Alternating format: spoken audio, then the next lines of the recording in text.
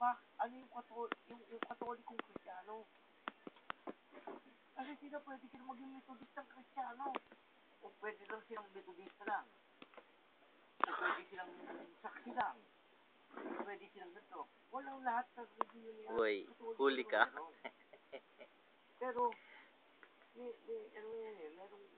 diferensya eh. Kasi kung aalamin mo, kung noong araw, yung Spaniard that introduced to us, Catholicism, yung grato. Padre Damaso. Diba? Huli. Mga Sipa. Dapat makita ng kapagitan. Tayo ang kailangan nila.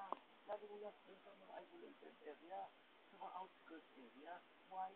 Because the really faith people are the ones who could spread the word of God. Then tayo yung conversion. Pero, pilitin na. Kabel tayo YouTube na bigat.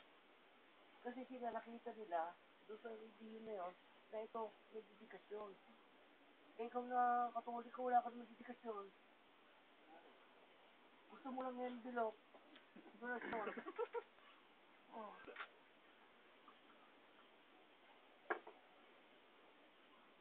So, ginawa namin dito. Nung first Sunday, nagtaka ako. Bakit siya wala? Ang alam ko, siya yung isang pupunta. Nung second Sunday, pinunta. Pinuntanan ko. Yung motor kami. Dugo ko, no? Sila, tira. I'm good. Hey. Naku, G.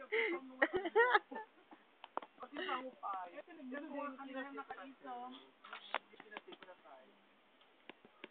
Noon, di ba, Tito, sinundo na namin siya noon, nung second Sunday. Sabi, di kayo may Sunday. Talagang sinabi niya talaga na sinabihan siya na hindi siya pupunta. So, pumunta siya nung second Sunday. Third, tsaka fourth to, na ano niya, na kompleto niya.